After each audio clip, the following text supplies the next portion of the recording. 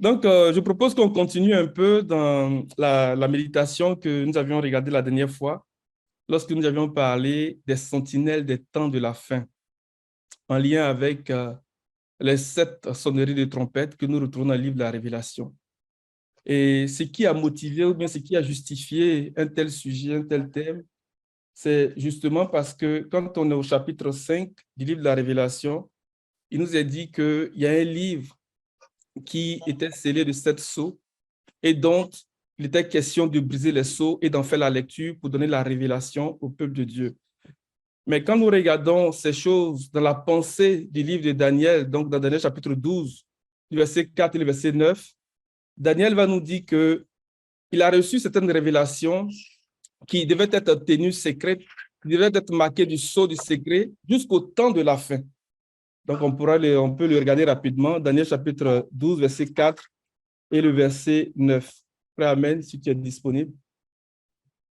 Daniel 12, verset 4. Toi, Daniel, tiens secrètes ces paroles et scelle le livre jusqu'au temps de la fin. Plusieurs alors le liront et la connaissance augmentera. Verset 9. Il répondit, va Daniel, car ces paroles seront tenues secrètes et scellées jusqu'au temps de la fin. Amen. Donc, nous voyons ici que dans le chapitre 5 d'Apocalypse, les sceaux commencent à être rompus, la révélation commence à être portée à la connaissance de ceux qui cherchent le Seigneur. Cela nous permet de dire que nous sommes vraiment dans les temps de la fin. Donc, ça, c'est la première chose. Et l'autre chose, quand on regarde ce qui se passe à l'ouverture des 4 premiers sceaux, par exemple, nous voyons là la révélation des 4 terribles instruments de jugement du Seigneur. Donc, on va voir l'épée, la famine, la peste, la mortalité. Et le Seigneur va dire à Ézéchiel, lorsqu'il a été appelé au ministère de sentinelle, que je t'ai établi comme sentinelle sur ce peuple pour que tu avertisses ce peuple de ce que justement, il y a l'avènement, bien, il y a l'épée ou ces instruments de jugement qui arrivent sur ce peuple. Donc, tu dois sonner de la trompette pour avertir le peuple, de manière à ce que le peuple puisse s'ajuster, le peuple puisse se mettre en ordre. Et c'est un principe que le Seigneur a établi dans les Écritures.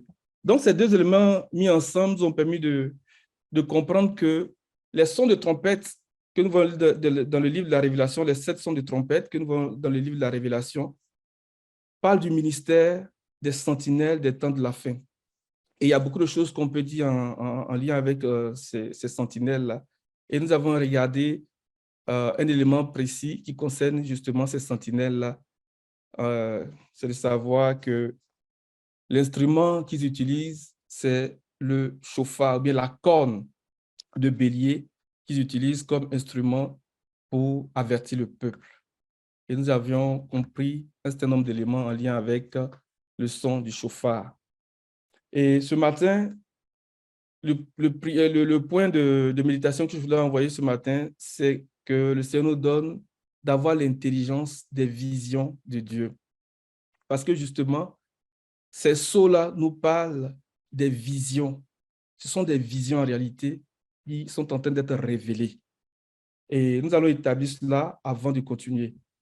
Donc, quand on va dans Daniel chapitre 8, par exemple, à partir du verset 15 au verset 17, et on va sauter pour aller au verset 26 du même chapitre de Daniel 8.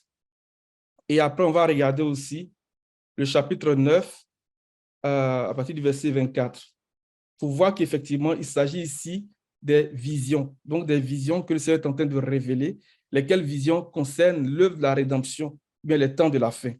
Donc, frère Amen, tu peux nous aider, s'il te plaît? Daniel chapitre 8, verset 15, verset 17.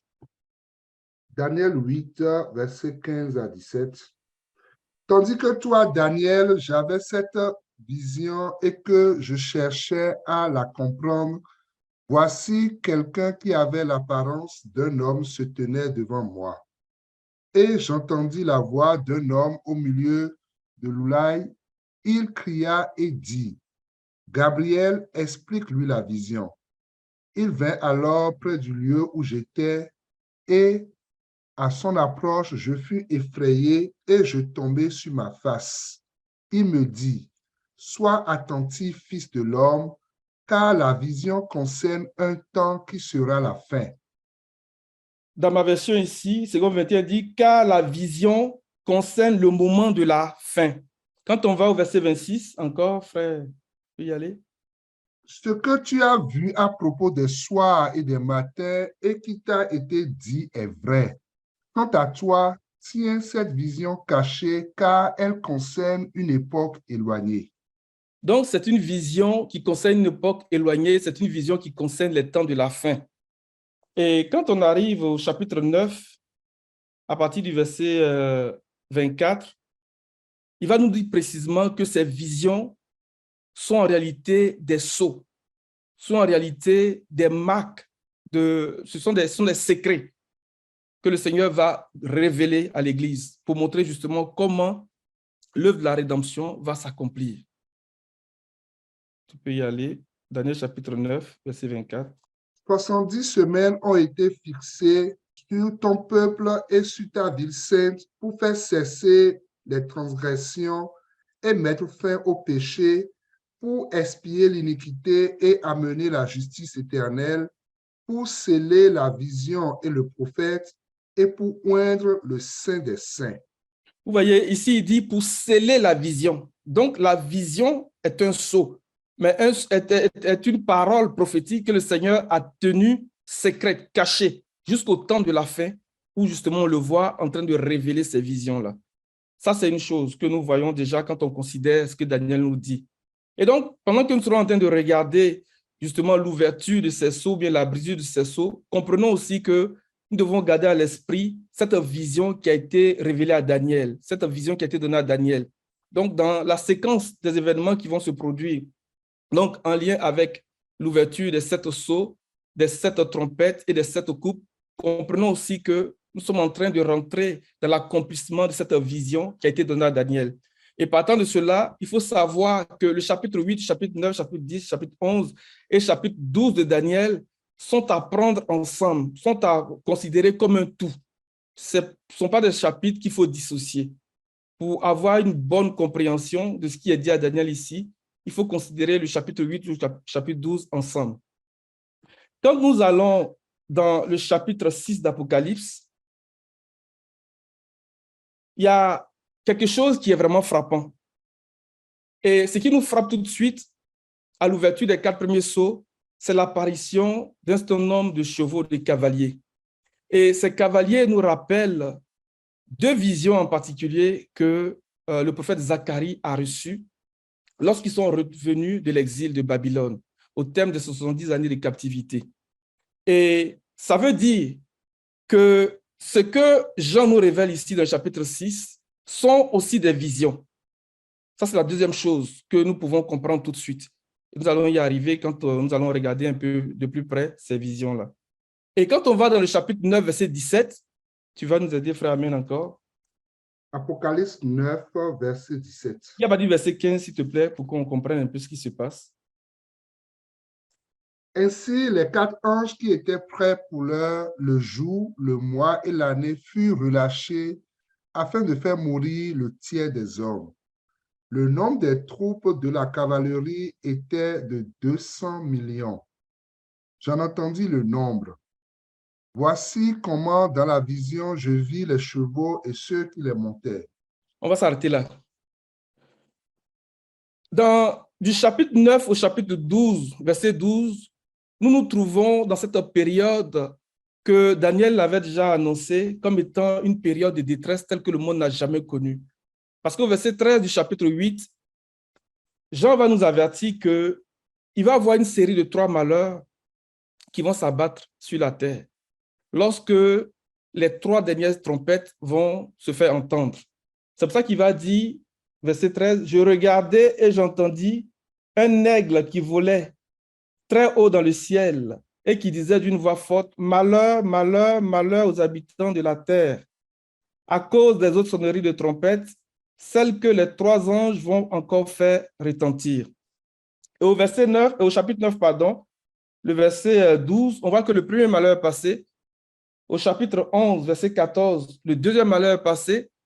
Et au chapitre 12, verset 12, il dit « Malheur aux habitants de la mer et de la terre, car le diable est descendu vers vous. » Donc, on voit que à partir du chapitre 9 ici, nous rentrons dans cette période vraiment critique, cette période vraiment très, très difficile que l'humanité va connaître.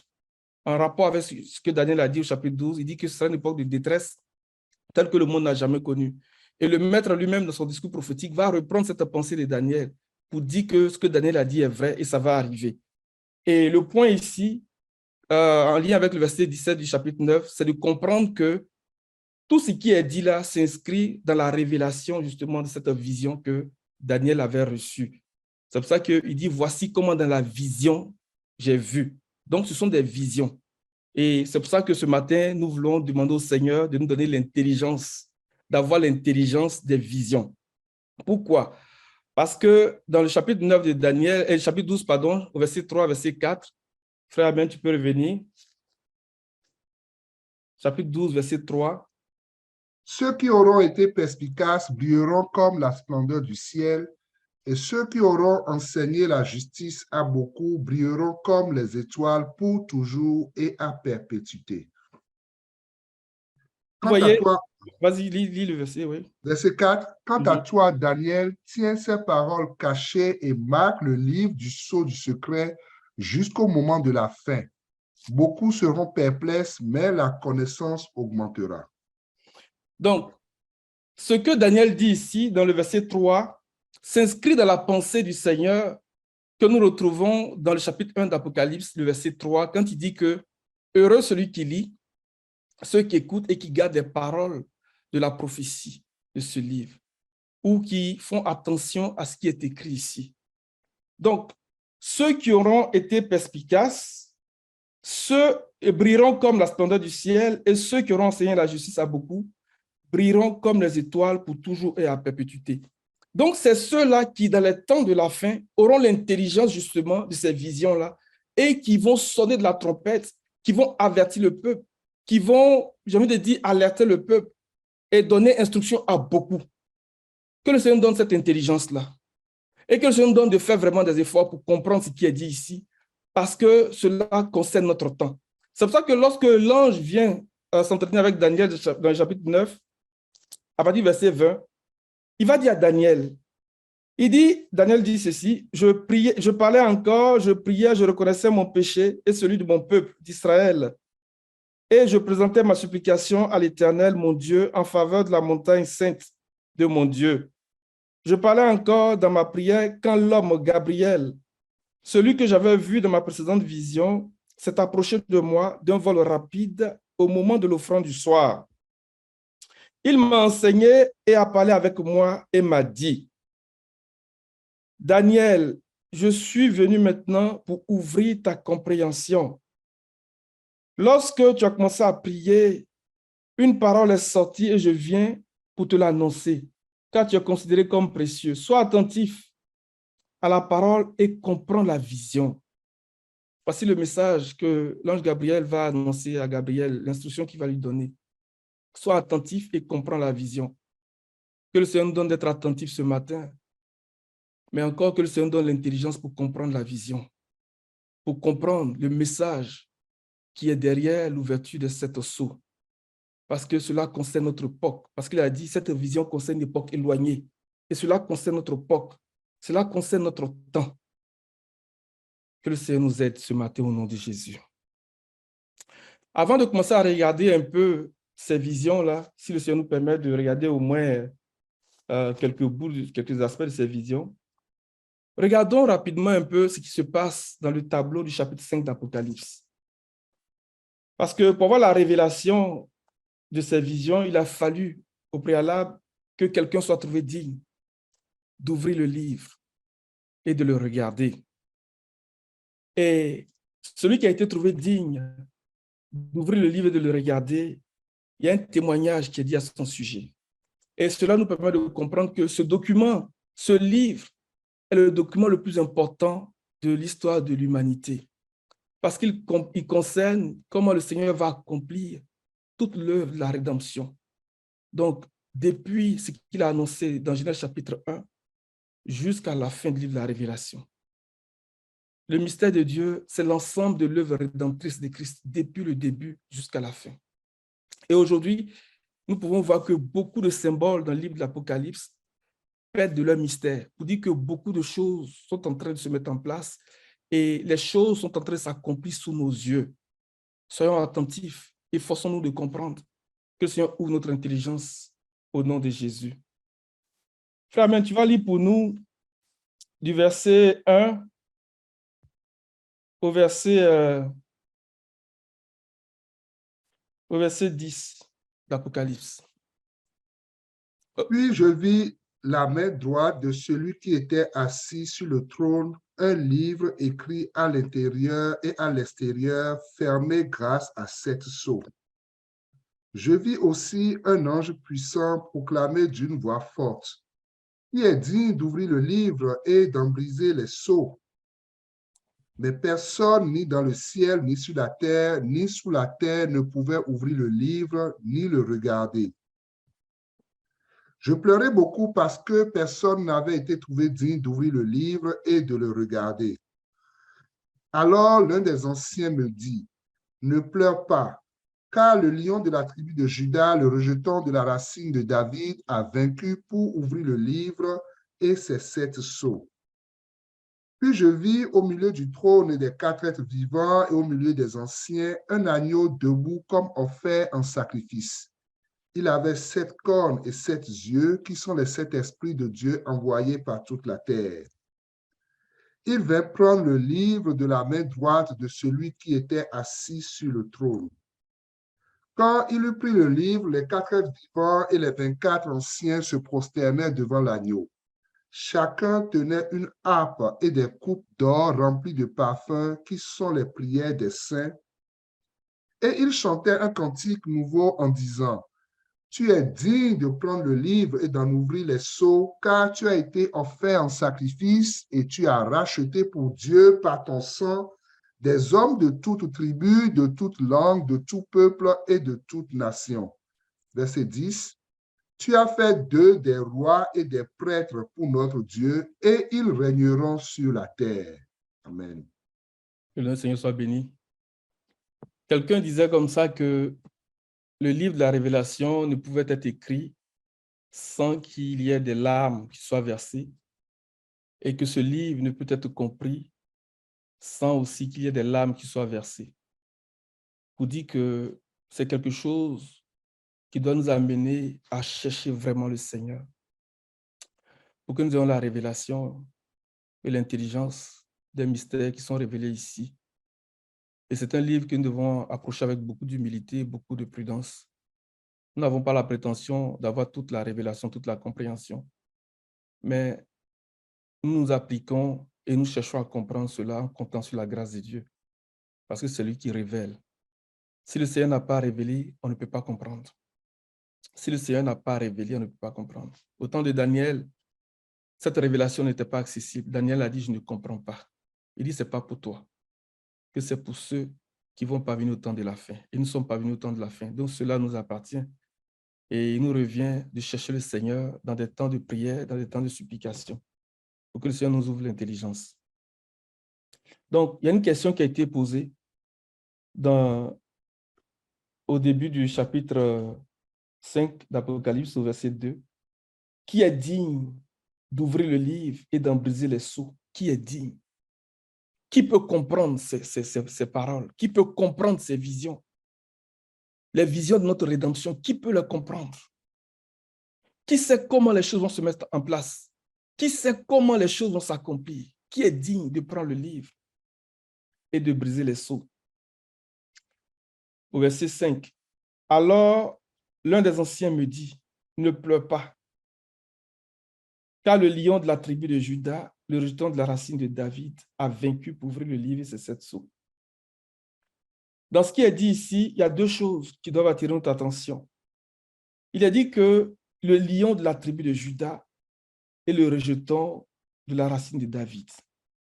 En parlant du lion de la tribu de Juda, cela fait écho pour nous à cette bénédiction prophétique de Jacob sur ses enfants. Donc, lorsqu'il est en train de bénir Juda.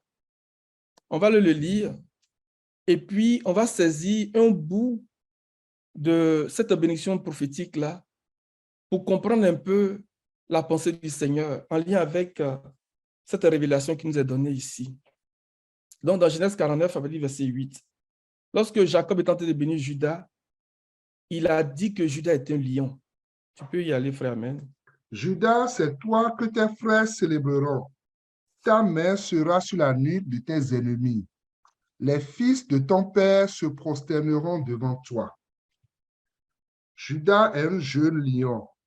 Tu reviens du carnage, mon fils. Il plie les genoux, il se couche comme un lion, comme une lionne. Qui le fera se lever? Le spectre ne s'éloignera pas de Judas, ni le bâton souverain d'entre ses pieds, jusqu'à ce que vienne le Shiloh et que les peuples lui obéissent. Il attache son âne à la vigne et le petit de son ânesse au meilleur cep. Il lave son vêtement dans le vin et son manteau dans le sang des raisins. Il a les yeux rouges de vin et les dents blanches de lait. Amen. Alléluia. Dans le verset 8, on va considérer le verset 8 comme une clé pour comprendre un peu la profondeur de ce que Jacob annonce ici. Judas, c'est toi que tes frères célébreront. Pourquoi c'est lui que ses frères doivent célébrer? Qu'est-ce qu'il veut dire par là? Parce que de cette déclaration découle la compréhension de ce qui s'ensuit. Ça, c'est une chose que je voudrais qu'on puisse garder à l'esprit. Et dans ce qu'il dit au verset 9 aussi, il dit qu'il plie les genoux, il se couche comme un lion, comme une lionne. Qui le fera se lever? C'est une parole que Balaam va reprendre.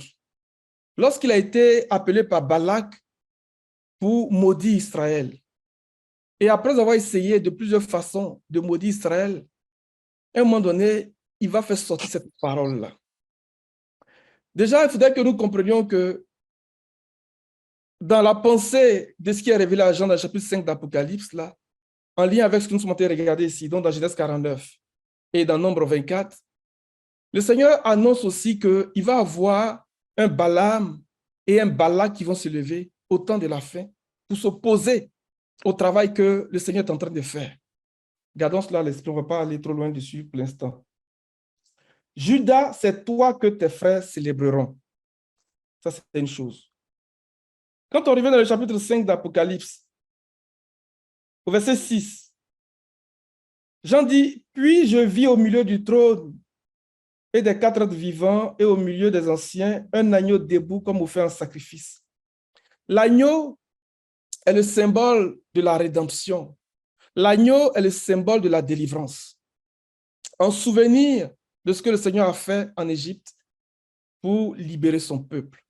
C'est par le sang de l'agneau que, justement, Israël a échappé au destructeur, le même destructeur qui a frappé tous les premiers-nés du pays d'Égypte, depuis le premier-né de Pharaon assis sur le trône jusqu'au premier-né du prisonnier de sa cellule. Donc, il a affaibli celui qui était les prémices de la vigueur sous les tentes de Cham. Ce qui veut dire pour nous aussi qu'il va voir quelqu'un qui va ressembler à un pharaon au temps de la fin, mais que le livre de la Genèse avait déjà annoncé comme Nimrod. Donc, le comme Nimrod, là, c'est une prophétie pour dire qu'il va voir quelqu'un au temps de la fin, comme Nimrod, qui va se lever et entraîner le monde dans une sorte de rébellion, dans une sorte d'apostasie des nations, et qui va les entraîner à bâtir une ville. La tour de Babel, ou bien les constructeurs de la tour de Babel ont été frappés de confusion. Ce qui est intéressant de savoir aussi, c'est que le récit nous dit que c'était dans le pays des Shinéars. Shinéar qui veut dire troubler, qui veut dire agiter, qui veut dire ébranler. Donc Babylone, c'est le lieu où le monde est agité. C'est le lieu où le monde est troublé. C'est le lieu où le monde est agité. C'est le lieu où le monde est bouleversé. Pour dire qu'il va y avoir aussi des temps de bouleversement, des temps d'agitation parmi les nations, des temps de tribulation, des temps vraiment difficiles parmi les nations.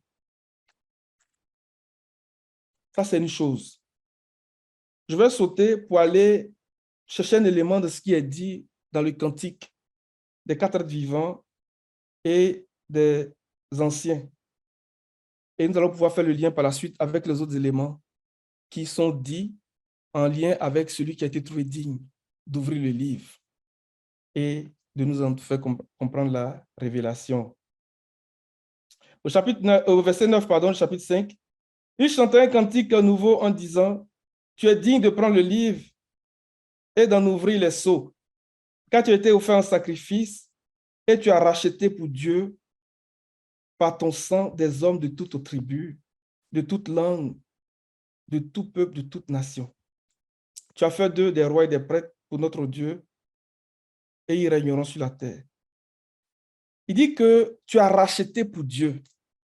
Ça aussi, ça fait écho à une loi de Moïse en ce qui concerne le rachat, donc le rachat de la personne, le rachat de la propriété, le rachat de la postérité. Donc, dans Lévitique 25, verset 25, Lévitique 25 à partir du verset 45 aussi, et dans Deutéronome 25 à partir du verset 5. Les 3 niveaux de rachat. Mais ce que je veux dire, partant de cela, c'est de comprendre que celui qui avait la possibilité de racheter quelqu'un, donc un frère israélite qui s'était vendu comme esclave, c'était le plus proche aux parents. Et en ce sens, le Seigneur est notre plus proche aux parents. Et ça, c'est quelque chose que nous pouvons démontrer. Quand on regarde, par exemple, Philippiens chapitre 2, verset 9, verset 7, pardon, frère, amen. On va aller un peu vite. Philippiens 2, verset 7. Philippiens 2, verset 7.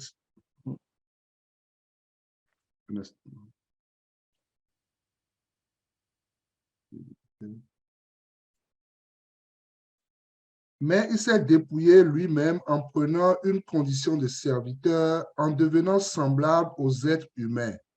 Reconnu comme un simple homme, il s'est humilié lui-même en faisant preuve d'obéissance jusqu'à la mort, même la mort sur la croix. Vous voyez, celui qui est ton plus proche aux parents, il faut qu'il soit comme toi. Tu peux reprendre, s'il te plaît, affiche les versets pour moi, ça va m'aider. Mais il s'est dépouillé lui-même en prenant une condition de serviteur, en devenant semblable aux êtres humains. Donc, il est mon plus proche aux parents parce qu'il s'est dépouillé lui-même et il a pris la condition de l'être humain, reconnu comme un simple homme, premièrement. Dans Hébreux chapitre 2, à partir du verset 10, l'auteur aux Hébreux va nous montrer encore que le Seigneur est notre plus proche aux parents.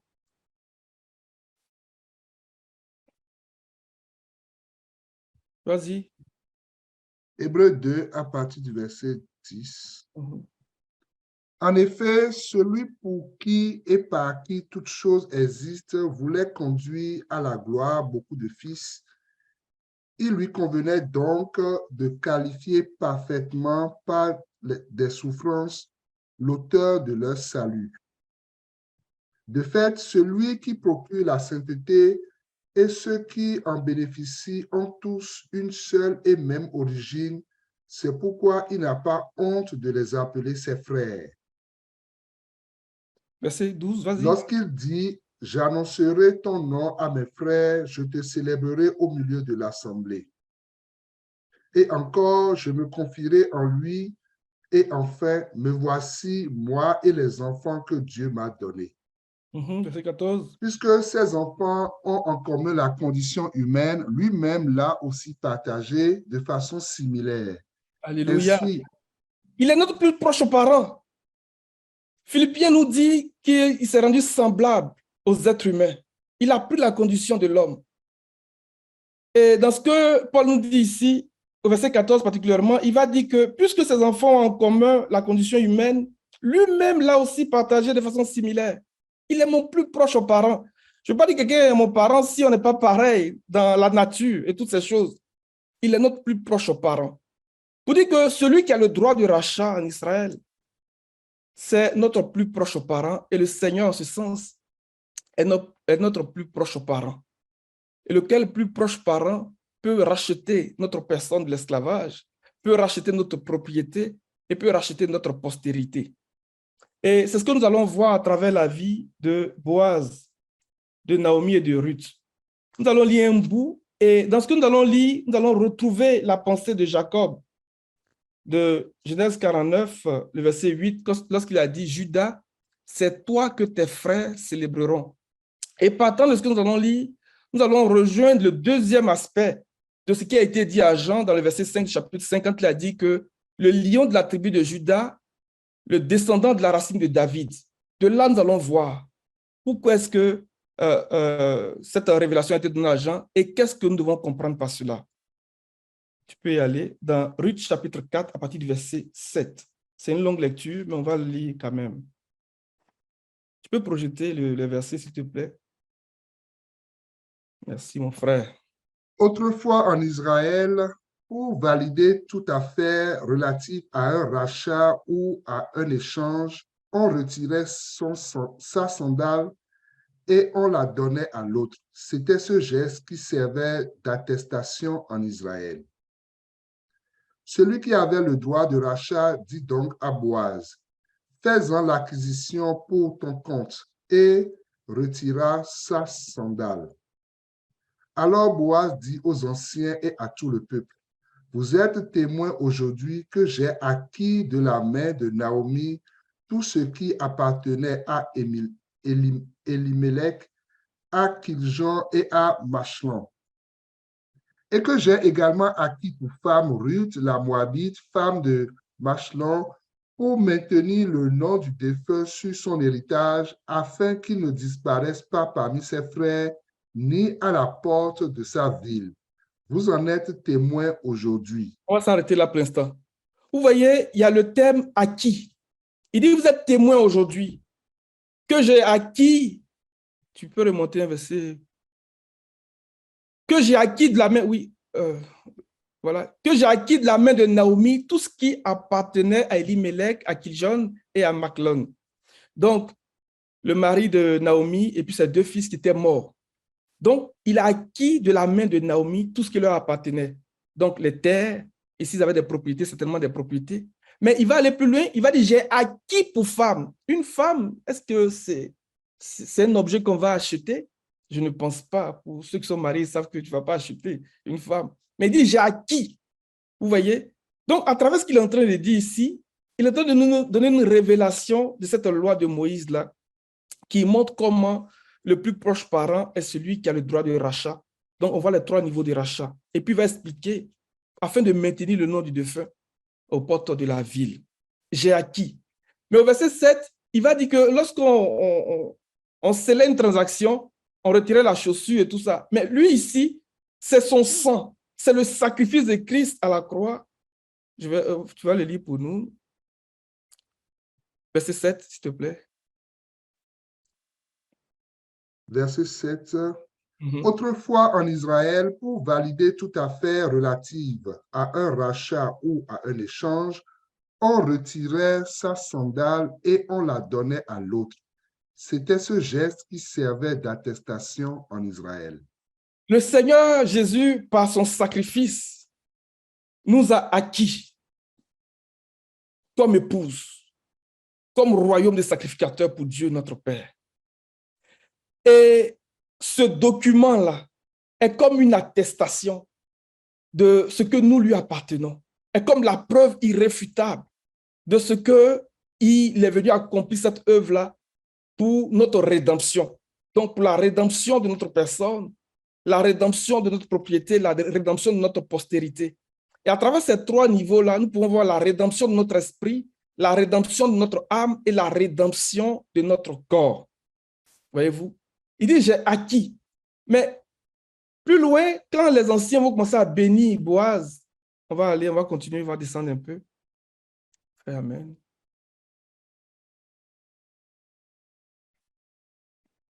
Encore.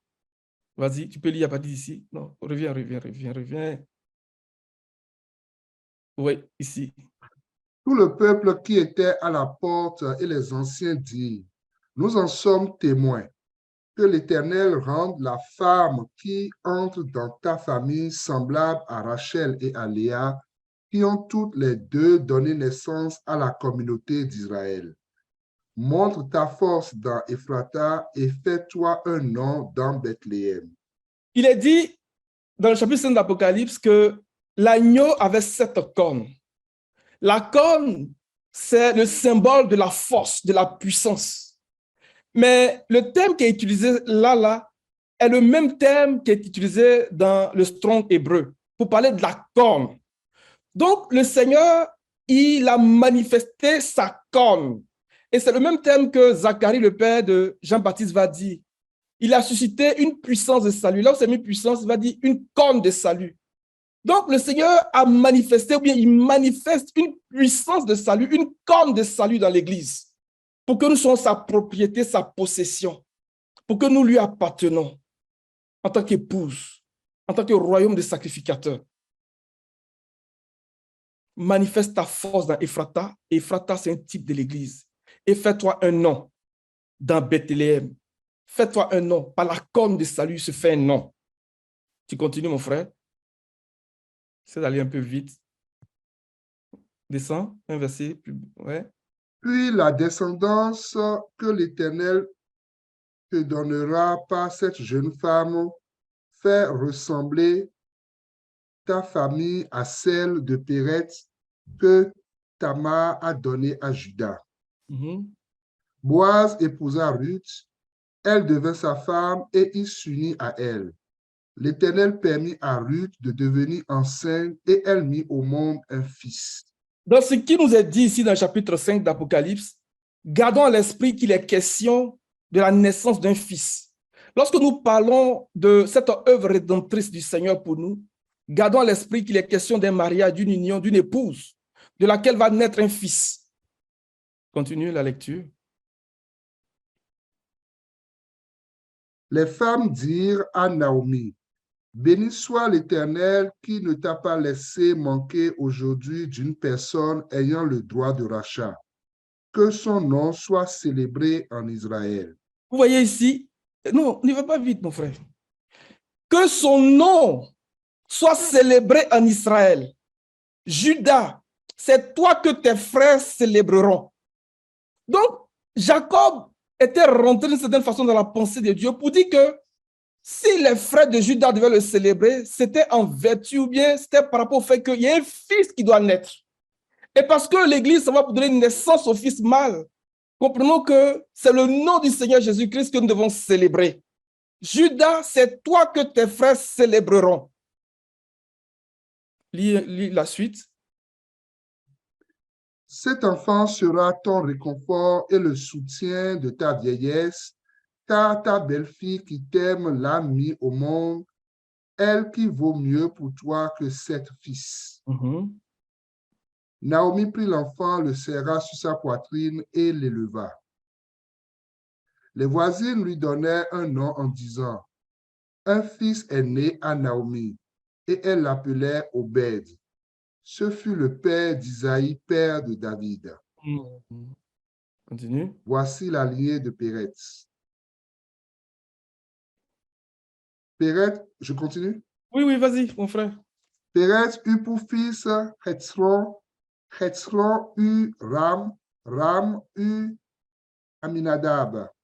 Aminadab eut pour fils Nachlon, Nachlon eut Salmon, Salmon eut pour fils Boaz, Boaz eut Obed, Obed eut pour fils Isaïe et Isaïe eut David. Alléluia. Voici comment de la lignée de Judas, on arrive à David. Et de David, il dit que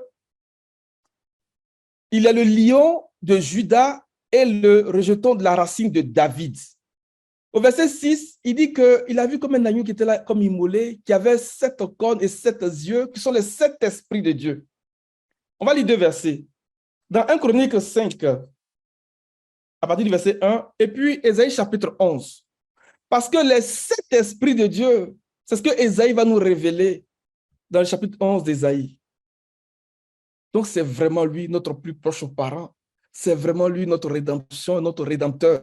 C'est vraiment lui qui nous rachète de l'esclavage du péché, de l'esclavage de la corruption, de la mort.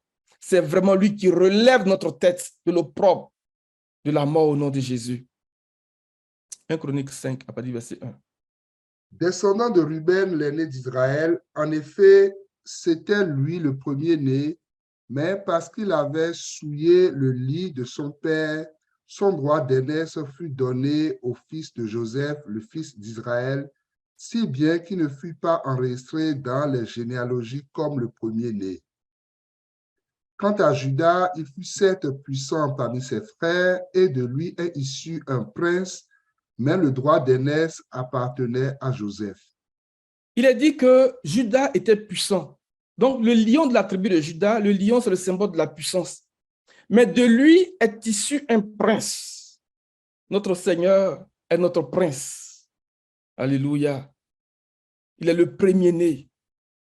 Il est notre prince consacré. Il est notre plus proche parent, celui qui a le droit de rachat sur nous. Ésaïe chapitre 11. Puis un rameau poussera de la source d'Isaïe, un rejeton de ses racines portera du fruit. L'esprit de l'Éternel reposera sur lui, esprit de sagesse et de discernement, esprit de conseil et de puissance, esprit de connaissance et de crainte de l'Éternel. Il prendra plaisir dans la crainte de l'Éternel. Il ne jugera pas sur l'apparence, n'adressera pas de reproches sur la base d'un oui-dire. Alléluia. Donc, c'est lui, le lion de la tribu de Juda et le rejeton de la racine de David. C'est lui qui nous rachète et c'est lui qui relève notre tête. C'est lui qui nous délivre de la mort, de la puissance de l'esclavage. Que son nom soit célébré dans l'Église de Québec. Judas, c'est toi que tes frères célébreront. Que son nom soit célébré dans l'Église de Québec. Que son nom soit célébré dans l'Église de Québec. Parce que de son mariage avec l'Église, il va naître un fils, le fils mâle, qui doit paître toutes les nations avec une autorité, avec une verge. Alléluia. Que son nom soit célébré dans l'Église de Québec au nom de Jésus. Donc, cette œuvre de rédemption aussi nous parle de la naissance d'un fils mâle, lequel fils mâle sera une bénédiction pour toute l'humanité. Et nous voyons aussi la bénédiction qui est rattachée à l'appel du patriarche Abraham. Il dit que toutes les familles de la terre seront bénies en ta postérité. Et lorsque les 4 êtres vivants et les 24 anciens chantaient, il dit que tu as fait de toutes les langues, de tous les peuples, de toutes les nations, de toutes les langues, un royaume de prêtres et de sacrificateurs pour Dieu notre Père. Donc, la parole prophétique, vous voyez, la portée de la parole prophétique, elle est vraiment puissante. Comme je le disais d'entrée de jeu, c'est que les 4 premiers sceaux évoquent pour nous des visions que Zacharie avait reçues lorsqu'ils sont revenus de l'exil. Et Zacharie est l'un des 3 prophètes du retour de l'exil. Donc, on a Agé, on a Zacharie et on a Malachi, qui étaient les 3 prophètes du retour de l'exil. Mais ce qui est particulier avec Zacharie, c'est que le livre de Zacharie peut être divisé en 2 grandes parties. Donc, il y a une série de 8 visions qui ont été accordées au prophète Zacharie, donc du chapitre 1 au chapitre 6. Et à partir du chapitre 7, on voit des oracles, mais des oracles prophétiques, des oracles, je dirais, apocalyptiques. Et dans les premières visions, dans les 8 visions que Zacharie a reçues, on voit ici quelque chose qui évoque pour nous ce qui se passe dans le chapitre 6 d'Apocalypse, donc l'apparition de ces chevaux. Mais regardons un peu qui est Zacharie. Dans 2 Chroniques 26, à partir du verset 5, à partir du verset 1, bon, c'est le verset 5 qu'on recherche, 2 Chroniques 26. Tout le peuple de Juda prit Osias, âgé de 16 ans, et le proclama roi à la place de son père Amathia. C'est lui qui reconstruisit Élat et la ramena sous l'autorité de Juda une fois le roi couché avec ses ancêtres. Osias avait 16 ans lorsqu'il devint roi et il régna 52 ans à Jérusalem. Sa mère s'appelait Jécolia et elle était de Jérusalem. Il fit ce qui est droit aux yeux de l'Éternel, entièrement comme l'avait fait son père Amathia. Il s'appliqua à rechercher Dieu pendant la vie de Zacharie, qui savait comprendre les visions de Dieu, et tant qu'il rechercha l'Éternel, Dieu lui fit connaître le succès. La première chose que je voudrais qu'on puisse se garder à l'esprit et qui doit venir nous animer alors que nous allons regarder ces visions, c'est de comprendre qu'il y a une provision que le Seigneur donne, donc de l'intelligence des visions de Dieu, qui doit nous amener à rechercher le Seigneur. et à connaître le Seigneur. Ce roi avait 16 ans lorsqu'il est devenu roi, il a régné 52 ans. C'est quand même un règne assez important. La Bible dit qu'il s'appliqua à rechercher Dieu pendant la vie de Zacharie, qui savait comprendre les visions de Dieu. Donc, on ne peut pas comprendre les visions de Dieu et ne pas nous appliquer à rechercher le Seigneur. Les temps dans lesquels nous sommes sont des temps dans lesquels nous devons nous appliquer à rechercher le Seigneur parce qu'il nous donne l'intelligence des visions de Dieu. Il y a un ministère puissant, comme le ministère de Zacharie, que le Seigneur va susciter pour nous dans ces temps de la fin, pour nous ouvrir l'intelligence, pour nous donner la compréhension des visions de Dieu. Et pendant que ces visions de Dieu sont portées à notre connaissance, pendant que les sons sont en train d'être rompus pour nous, il faudrait que nous nous appliquions à rechercher le Seigneur de tout notre cœur. Et il dit ici que, étant qu'il rechercha l'Éternel, Dieu lui fit connaître le succès. Dans notre version, on dit Dieu le fit prospérer. Ça, c'est la première chose. Quand on pense à ces 4 premiers sceaux, les amis, appliquons-nous à rechercher le Seigneur parce que le Seigneur rend disponible pour nous l'intelligence des visions de Dieu. Il y a un ministère puissant, comme le ministère de Zacharie, qui est revenu de l'exil, qui est déployé pour nous. Ça, c'est la première chose. La deuxième chose, parlant de Zacharie, c'est dans Ésaïe chapitre 8, à partir du verset 1. L'Éternel m'a dit, prends un grand cylindre et écris dessus avec un buret ordinaire. Amaïe Shalal Shash Baz. Merci. Je veux prendre pour témoins 2 hommes dignes de confiance, le prêtre Uri et Zacharie, fils de Bérekia. On va s'arrêter là. Il dit, il veut prendre pour témoins 2 hommes dignes de confiance, le prêtre Uri et Zacharie, fils de Bérekia. Donc, on voit ici le prêtre et on voit ici le prophète. 2 témoins. Le sacerdoce. Alléluia. Le prêtre, là, la Bible dit que c'est sa bouche qu'on retrouve la loi de l'Éternel, parce qu'il était messager de l'Éternel dans Malachie 2. On va le lire tout à l'heure. Et il dit ce sont 2 hommes dignes de confiance, dans notre version dignes de foi, pour dire que ces visions-là sont dignes de confiance et dignes d'être reçues. Et Zacharie était un contemporain du prophète Ésaïe. Pour dire que Zacharie a été témoin des prophéties d'Ésaïe, des choses qu'il annonçait au sujet de la destruction du temple, au sujet de la ruine de Jérusalem. Il a été témoin de tous ces messages prophétiques-là. Et ces choses se sont accomplies et il est allé en exil et il est revenu aussi de l'exil. Donc, il était, je veux dire, entre les deux réalités. Donc, c'est un homme digne de confiance. Donc, Zacharie vient ici comme pour attester que ce que le Seigneur avait annoncé, c'est réellement accompli. Donc, lorsque le Seigneur l'appelle au ministère, je veux dire, au retour de l'exil, et qu'il commence à donner les visions, ça va donner l'occasion à Zacharie de rappeler ces choses au peuple. C'est pour ça qu'au début du chapitre 1 de Zacharie, il va dire ce que Dieu avait annoncé par les premiers prophètes. N'ont-ils pas atteint vos pères? Où sont-ils aujourd'hui? Pour dire que nous devons prendre au sérieux ces visions. Ces visions sont dignes de confiance, dignes de foi. Lorsque Daniel a interprété le songe de Nebuchadnezzar, il dit ces paroles sont dignes de confiance et les explications sont certaines. Nous cherchons à comprendre ces choses, mais déjà nous pouvons prendre pour acquis que ces visions sont dignes de confiance parce que ça va s'accomplir. Ça va vraiment s'accomplir. C'est un homme digne de foi, un homme digne de confiance. Et on voit ici 2 témoins. Donc, le prêtre et le prophète. Le Seigneur va donner une onction puissante de la parole. Il va susciter un corps de prêtres dans l'Église. Il va susciter un corps de prophètes. Et ils vont travailler ensemble pour nous aider à comprendre ces visions, pour nous aider à rentrer dans l'œuvre de la rédemption. 2 hommes dignes de confiance. On va aller rapidement lire Malachie 2 avant de continuer.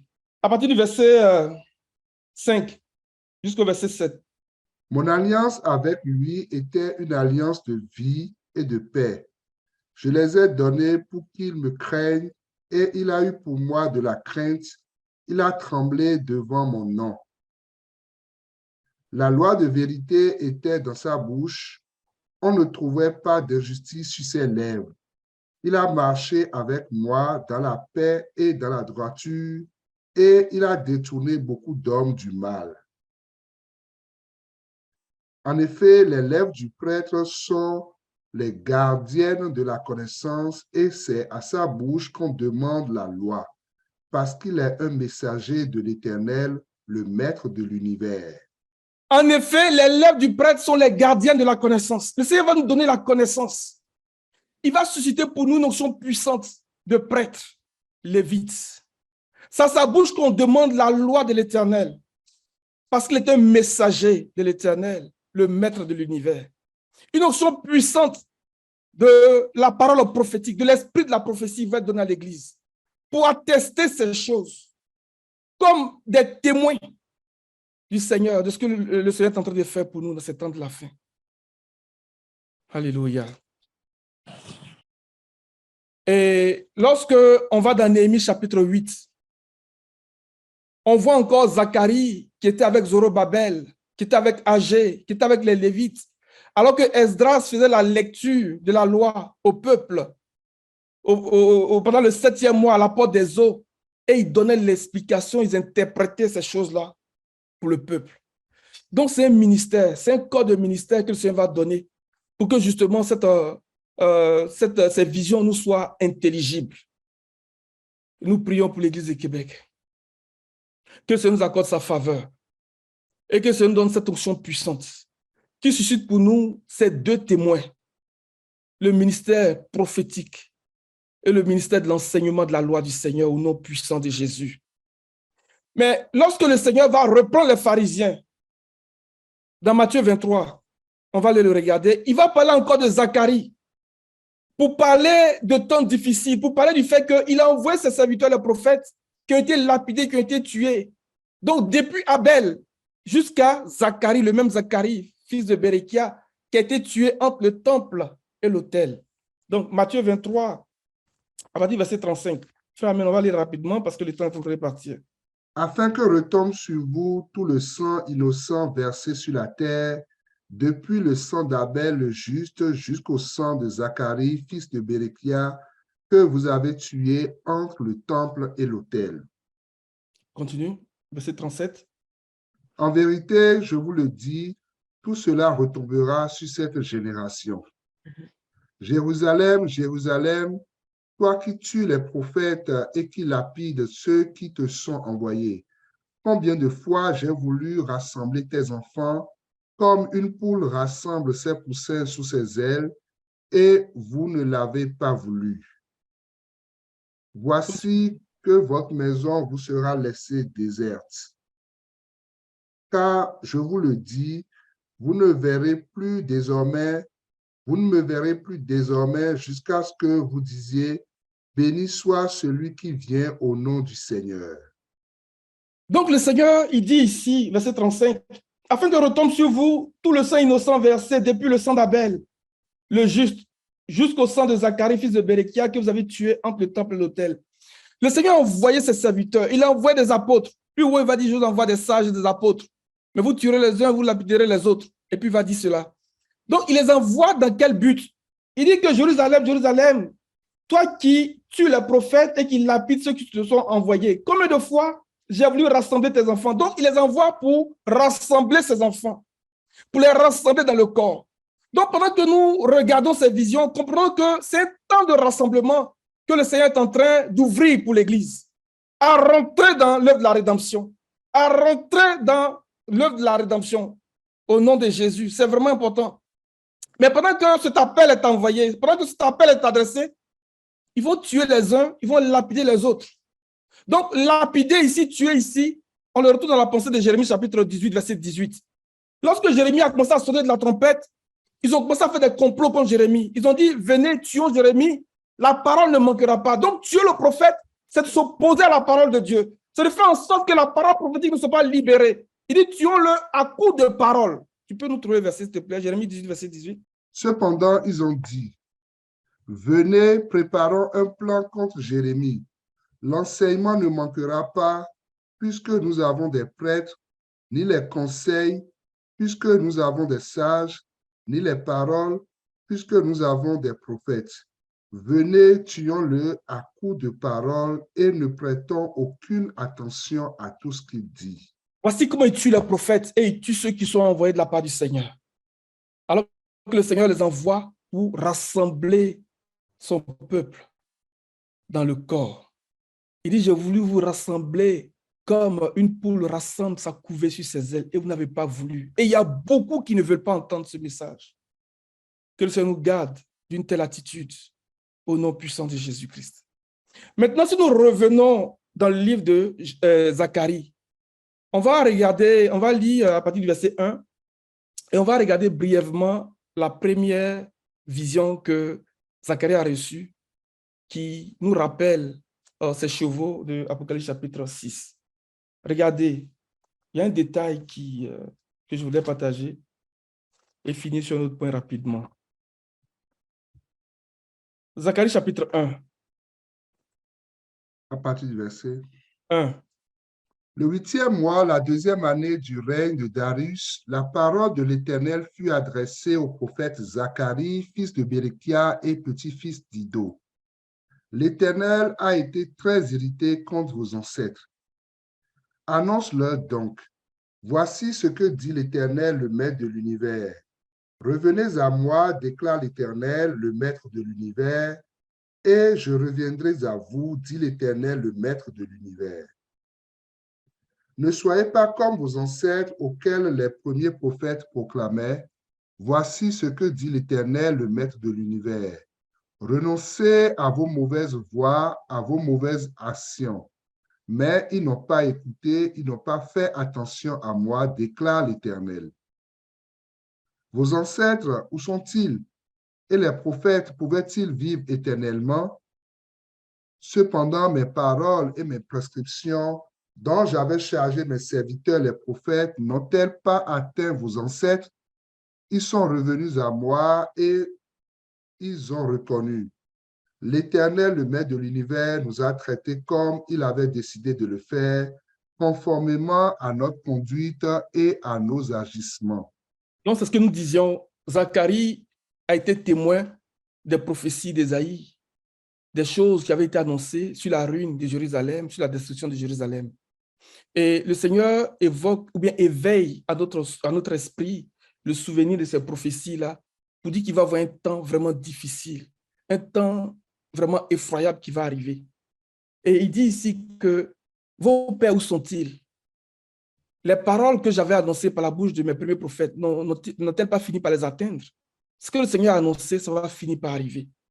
Et le Seigneur, par la bouche de Zacharie, dit au peuple, revenez à moi. Donc, c'était le thème de l'exil de Babylone où il devait revenir. Et c'était la 2e année du règne de Darius. La première année où Daniel avait vu dans les livres que la captivité était arrivée à son terme et qu'il s'est levé à commencer chez le Seigneur où il a eu les révélations. Et la 2e année, on voit que le Seigneur a répondu, il a exaucé la prière de Daniel en réveillant l'esprit de Cyrus, en réveillant l'esprit du peuple pour que le peuple revienne à Jérusalem pour rebâtir la maison du Seigneur. Donc, il va y avoir un temps de réveil aussi, et c'est dans un temps de réveil que nous rentrons, qui va nous permettre aussi d'avoir justement l'intelligence des visions de Dieu, que nous soyons sensibles à cette activité du Saint-Esprit, et que nous puissions comprendre que le Seigneur est tenté de nous rassembler dans le corps, pour que nous puissions expérimenter la rédemption au nom de Jésus. Il faudrait que nous comprenions cela. Donc, il va donner une première vision à Zacharie. Et dans la première vision, Zacharie va voir des chevaux qui ressemblent un peu aux chevaux que nous voyons suite à l'ouverture des 4 premiers sceaux dans le livre de la Révélation. Mais je vais rapidement prendre des bouts dedans pour faire des commentaires. À d'autres occasions, on pourra revenir là-dessus.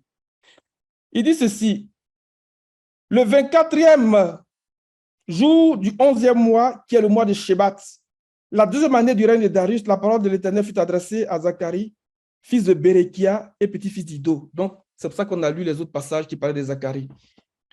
Le mois de Shebat, c'est le début du printemps. Et c'est la période de la renaissance, donc de la végétation. C'est la période où les bourgeons sortent. C'est la période où on voit la floraison des arbres. Parce que l'hiver est passé et les pluies sont terminées. Non, on rentre dans le début du printemps. Et pour nous qui sommes ici, qui voyons à quoi ressemble un peu le printemps, c'est un peu comme ça que vous devez comprendre le mois de Shebat. Ça veut dire quoi? Quand on parle du printemps, on parle des bourgeons qui sortent. Nous voyons ce que le Seigneur a dit dans Matthieu 24, à partir du verset 30. Il dit que lorsque vous verrez ces choses, frère, Amen, tu peux lire pour nous le verset 33. Il dit, lorsque vous voyez que les branches deviennent tendres et que les bourgeons sortent, comprenez que l'été est proche. De même, lorsque vous verrez ces choses, sachez que votre délivrance est proche. Donc, en donnant cette vision à Zacharie et en mettant le doigt sur le bois de Shebat, le Seigneur parle de cette période-là du printemps où c'est la renaissance, où c'est la refloraison, où les bourgeons sortent, où c'est la verdure qui reprend. Il dit, quand vous verrez ces choses, Matthieu 24, rapidement, frère, amen. Verset De 31, même, quand vous verrez toutes ces choses, sachez que le Fils de l'homme est proche, qu'il est à la porte. Continue. Je vous le dis en vérité, cette génération ne passera pas avant que tout cela n'arrive. Est-ce que tu Le as manqué? ciel et la terre disparaîtront. Je pense que tu as lu peut-être 2 versets avant le verset 33. Ouais, tu peux lire ici. Alors le signe du Fils de l'homme apparaîtra dans le ciel. Tous les peuples de la terre se lamenteront et ils verront le Fils de l'homme venir sur les nuées du ciel avec beaucoup de puissance et de gloire. Il enverra ses anges avec la trompette retentissante et ils rassembleront ceux qu'il a choisis des 4 coins du monde, d'une extrémité du ciel à l'autre. Tirez instruction de la parabole du figuier. Dès que ses branches deviennent tendres et que les feuilles poussent, vous savez que l'été est proche. Cette période de Shabbat, là, c'est ça. De même, quand vous verrez toutes ces choses, sachez que le Fils de l'homme est proche, il est à la porte. Le message ici, en lien avec la première vision de Zacharie ici, le mois de Shabbat, sachez que lorsque vous verrez ces choses, c'est que le Fils de l'homme est à la porte, il est proche. Lorsque nous allons voir que ce qui est rattaché à ces cavaliers que nous voyons dans l'Apocalypse commence à se mettre en place, sachons que le Seigneur est vraiment à la porte, qu'il est proche. Et que nous aussi, notre rédemption est proche. C'est ça qui est merveilleux pour nous. Alléluia. Et l'autre élément dans la première vision que je voulais dire, c'est que, verset 10, il dit, l'homme se tenait parmi les myrtes. Après la parole a dit, les myrtes ici, là, c'est l'un des arbres qui était utilisé justement à la fête des tabernacles. Donc, il y avait la feuille de palmier, il y avait les branches touffues, mais on parle aussi du myrte. Et le myrte, c'est un symbole de la pérennité. C'est un arbre qu'il est difficile de détruire. Tu vas le brûler, mais il va repousser. On ne peut pas le détruire comme ça. Voyez-vous? Et comme je le dis, c'était utilisé à l'occasion de la fête des tentes, pour faire les tentes comme le Seigneur avait instruit les enfants d'Israël. Donc, ces symboles-là, le Seigneur les met sous nos yeux pour nous faire comprendre que nous sommes en train de rentrer dans notre rédemption, que notre délivrance est vraiment là. Donc, il donne cette première vision à Zacharie. Pour le peuple d'Israël, c'était comme un nouveau départ, un nouveau commencement, mais qui annonçait le retour du Seigneur à Jérusalem, à travers l'œuvre de la reconstruction qui allait être faite. Mais ces cavaliers aussi, ces chevaux ici que Zacharie voit, rappellent au souvenir du peuple la colère du Seigneur qui justement s'est manifestée et qui a fait que la ville a été rasée. Est-ce que vous comprenez? Maintenant, rapidement, lorsque nous revenons dans Apocalypse chapitre 6, on parle de la peste, on parle de l'épée, de la famine et de toutes ces choses. Ézéchiel va nous dire que ce sont les 4 terribles instruments de jugement du Seigneur. Mais avant qu'il ne dise ça, au verset 21 d'Ézéchiel 14, il dit que s'il fait parcourir le pays par les bêtes féroces, s'il fait parcourir le pays par l'épée, par la famine, par la peste, s'il s'y trouve ces 3 hommes, donc il parle de Noé, Daniel et de Job, il dit qu'eux seuls auront la vie sauve. C'est une parole qui fait beaucoup d'écho dans mon esprit parce que lorsque le Seigneur partait à Sodome pour détruire Sodome, Abraham a commencé à intercéder. Et puis Abraham a dit, mais est-ce que si tu trouves 50 justes, tu vas détruire la ville? Et il a dit non. 40 justes, 30 justes, jusqu'à même 10 justes. Il dit, je ne détruirai pas la ville. Donc le Seigneur n'a pas pu trouver 10 justes dans la ville. Pour dire quoi? Lorsque nous voyons ces 4 terribles instruments de jugement du Seigneur, c'est que nous sommes arrivés à un point d'apostasie tellement élevé, un point de non-retour, qui déclenche automatiquement la colère du Seigneur ou le jugement du Seigneur. C'est ce que ça veut dire. Et nous sommes dans cette génération-là. Comme cela a été au temps de Babel, parce que le Seigneur est descendu. Lorsque le Seigneur descend, c'est que le péché est à son comble. Comme cela a été au temps de Sodome et Gomorrhe, il est descendu parce que le péché de Sodome et Gomorrhe était trop grand. Voyez-vous, chaque fois que le Seigneur descend pour exercer un jugement, comprenons que le péché s'est accru. Donc, ces cavaliers de Apocalypse chapitre 6 doivent nous faire comprendre que nous sommes dans une période où le péché est vraiment à atteint un niveau très élevé. Et cela déclenche automatiquement le jugement du Seigneur. Je termine sur ce point. Noé a prêché pendant 120 ans, pendant qu'il est en train de construire l'arche. Mais Pierre vient nous dire que pendant 120 ans, là, personne ne s'est converti.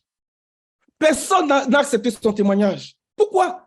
Parce qu'il n'y a eu que Noé et sa famille, 8 personnes qui sont rentrées dans l'arche. Mais les autres, s'il y avait eu quelqu'un qui s'était converti à la prédication de Noé, Pierre l'aurait eu, en tout cas le Seigneur l'aurait mentionné pour nous. Pendant 120 ans, nous sommes arrivés à un point où les gens ne veulent rien savoir du Seigneur.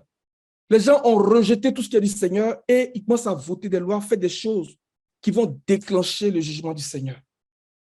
Et l'appel du Seigneur pour nous ce matin, c'est que nous sommes trouvés comme Noé, Daniel et Job. Des hommes qui ont marqué leur génération, qui ont marqué leur temps.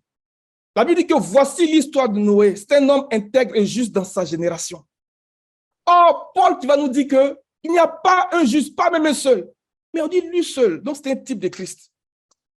Que nous soyons de ceux qui marquons notre génération de par notre intégrité, de par notre justice, de par notre consécration, comme Noé, Daniel et Job. Des hommes qui se lèvent et qui commencent à chercher le Seigneur, qui commencent à chercher à comprendre la prophétie, comprendre les visions de notre rédemption au nom de Jésus-Christ. Je vais m'arrêter là sur ce point, j'ai été un peu vite sur ce dernier bout, mais à d'autres occasions, on regardera un peu aussi le chapitre 6 de Zacharie pour voir un peu ce qui est dit en lien avec ces chevaux-là avant de continuer. Que le Seigneur nous bénisse au nom de Jésus. Alléluia.